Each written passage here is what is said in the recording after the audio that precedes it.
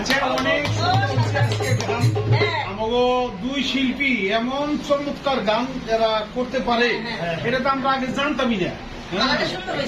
অনেক অনেক সুন্দর পালা গান করছে। আমরা দুই শিল্পীরে এই মিষ্টি মুখ করার জন্য হ্যাঁ, দুই শিল্পীর পুরস্কার 200 টাকা।